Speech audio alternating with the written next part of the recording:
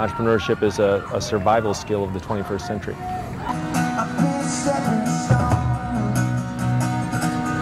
We need to rethink how we're teaching entrepreneurship in school, so I thought this was a great opportunity to get into high school level. We didn't really know walking in the first day of school exactly what an entrepreneur was, but then as soon as Mr. Schmidt walked on board, he taught us everything of what an entrepreneur really is. So there's 4 components to the class. The number one being is real life projects, real life entrepreneurial experience. Mr. Schmidt came with us at the beginning of the year and gave us individual projects, and one of those projects was the first concert ever to be held in Naples. The idea was we want to have something for Naples where people can come together and listen to music. We actually got to learn from 1, making mistakes, and 2, just jumping in head first and figuring out what works and what doesn't work. The second thing we do with students is to teach them about themselves.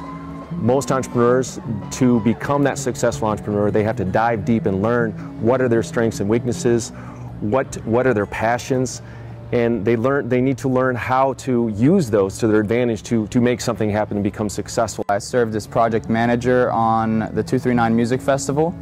My job was essentially just delegating and assigning jobs to the other members of the team and making sure everything was getting done right.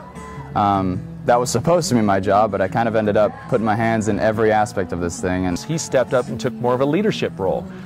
He caught himself one time reaching out to these bands and suggesting negotiation techniques and things of how to get them involved. And so these bands being called upon by a 17-year-old kid out of Naples, Florida, said, "Who the heck are you and what are you doing?" And he learned a couple good lessons in that regard. We had so many people we were working with on this, between the city, concert officials, band management, I mean, across the board, and just learning how to interact professionally with people. As kids, we're taught, that we're on different levels, but this really put us on the same level as adults, and I think that was the best learning experience for me. You know you're going to fail, and that's how you get in touch with your true self. When you know yourself, you know others, and you know how to find people that can fix those holes that you can't fix yourself.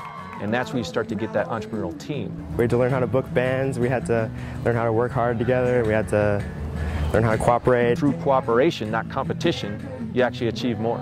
The Innovation Cafe was presented with wonderful people that already were 14, 17 years old, that were already an entrepreneur.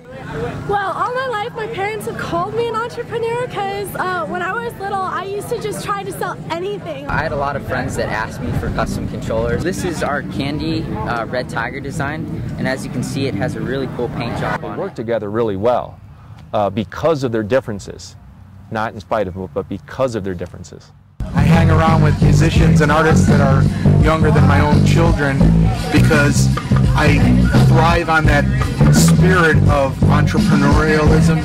The third component is to learn the mechanics of business model development. There were such small aspects of it: fencing, hiring vendors, even having a tent company. We were able to truly see how to work in the real world with businesses and how to properly interact and actually perform a business transaction. There's an iterative process, which means you have to go reach out in the marketplace in order to figure out how to reach out in the marketplace and make a business work. And we can teach that. That is a much more simplified version of the business plan and take some of the noise out of what people call the art of the start. And the last component is we bring professional speakers in, and these are CEOs, people that have entrepreneurial experiences in real-world businesses, and they tell their stories. And the kids document their business model according to the business model framework we have, and maybe more importantly, they listen to their stories of perseverance. We were about 3 weeks or a month out. We still didn't have our headliner for sure, so we only had about 3 or 2 weeks to advertise for this event, and that definitely affected attendance. We know there's going to be a dysfunction. We know there's going to be unanticipated results that you have to adjust from. Hardest part was day before the festival, had no sound equipment for the local stages. Just like the entrepreneurial environment and innovation, things broke down, but they recovered. Got through about 14 calls with no avail, and on the 15th we finally got a hold of somebody in one of the bands, and they were able to pull something together at the last second and bring us some equipment. They persevered. So that was incredibly stressful, but incredibly satisfying once it got done. we figured out what it all boils down to in the end of how successful your event's going to be is marketing, and you have to go in at 110% in order to get the results you want. And the difference between success and failure is that human ego. Is that entrepreneur truly being authentic? Are they truly pursuing their passion? Are they truly open to the idea of how they could be better? And to me, that beats the classroom at any time. And I've learned so much from that, and it's just incredibly rewarding to give back to my community through business and entrepreneurship.